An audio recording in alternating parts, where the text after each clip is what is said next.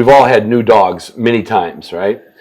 How much extra downtime do you spend with your dog when you have, or with a new pup versus an older one? And what I mean by downtime is in the house, doing extra stuff, cuddling, like involving him with a lot of stuff you're doing.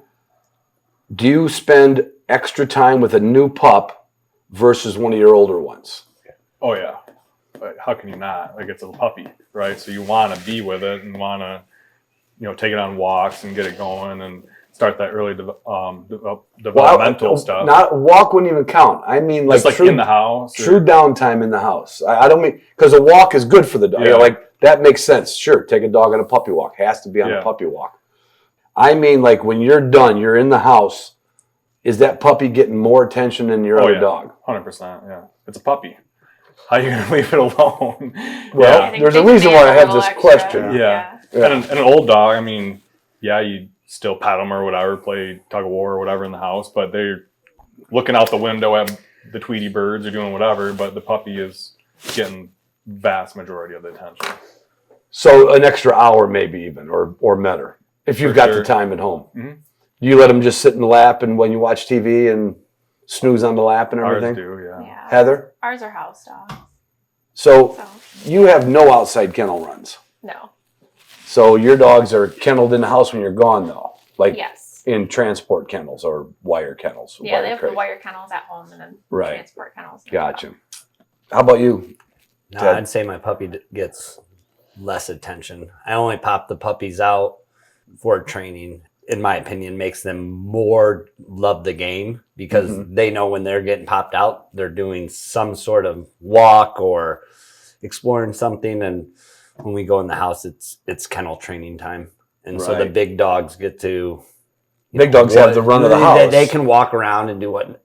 And with having kids and lots of dogs, all the dogs are in my house. Right. So 5 dogs in the house. I can't... if my 5-year-old drops something on the ground they can eat, it's kind of dangerous. Right. So the puppies literally get popped out for training. For a reason. And I mean, we'll maybe at nighttime, like me and my wife, will cuddle the puppies for a little while until they get too rambunctious. It's not like we don't love on them, but they definitely... You don't over... Yeah. And it shows in my dogs. Like they lose their mind to go train. That's what they think is or hunt. But yeah, I would say the puppies, they get their attention other ways. And then once they hit a certain age and they can be in the house, then they're in a program.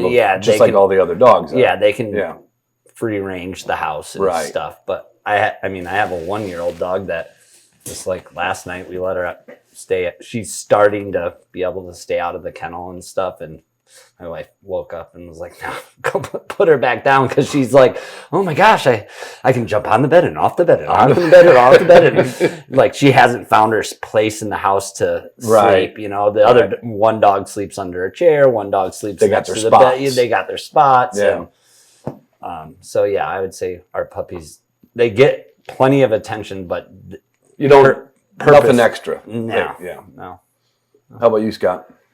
I don't know. That's, to me, that question is yes, I spend more time, and no. But I mean, so when they're in the house, I'm taking that time to potty train them, which is crate training, basically. It is crate training, but then it also maybe free roaming. I'm trying to teach them what they can and cannot do. Okay. Repetition, right?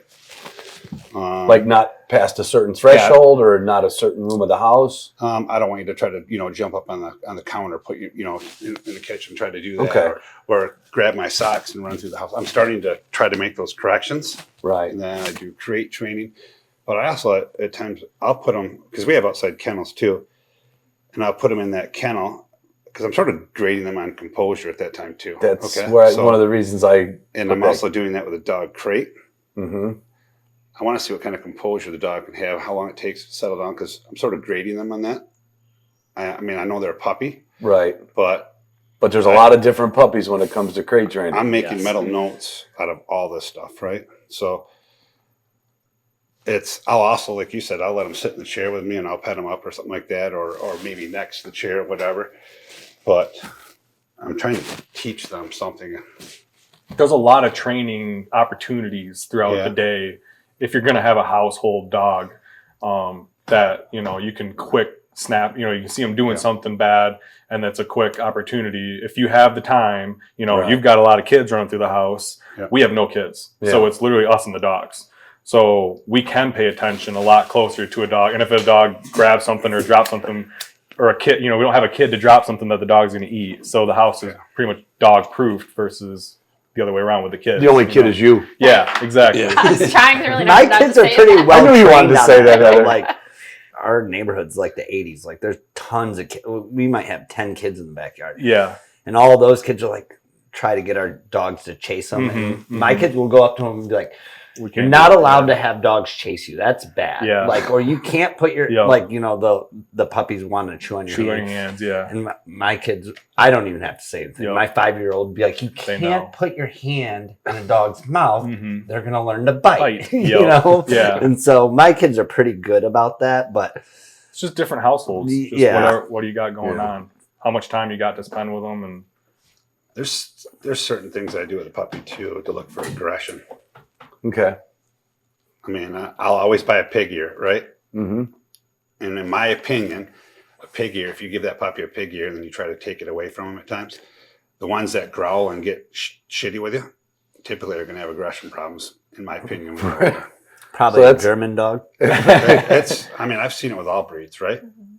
And then the other thing that's has to be acceptable in my house is we have those nylobones, right? And all the dogs can chew, and they can chew on the same one together. If there's ever a growl or anything like that, that's a big no-no in my house. I mean, there is no... Now, will you correct the dog on that? Oh, yeah. Yeah. That's not allowed, period. Right. So you're just kind of making... You're giving them a that. little more time, but you're doing a lot of analysis. I am, yeah. Because there's certain things, if I see... that I know are going to be a problem that's later, going to pop up again. And then I'll really watch that. And I've seen it enough where I know that it's a 90% chance that dog is not going to make it. Or not going to play fair, not going to play good with others, or... Yeah. Or is a potential to be a people biter or a dog biter or something like that. So there's certain things that I really watch.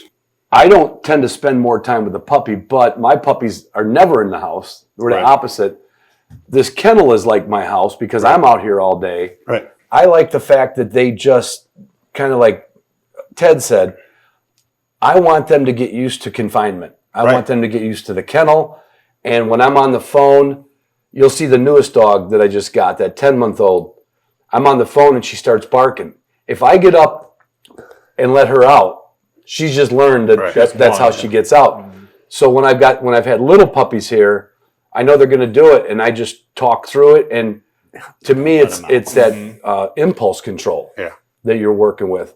And I don't think anything that you guys have described is something I would not agree with.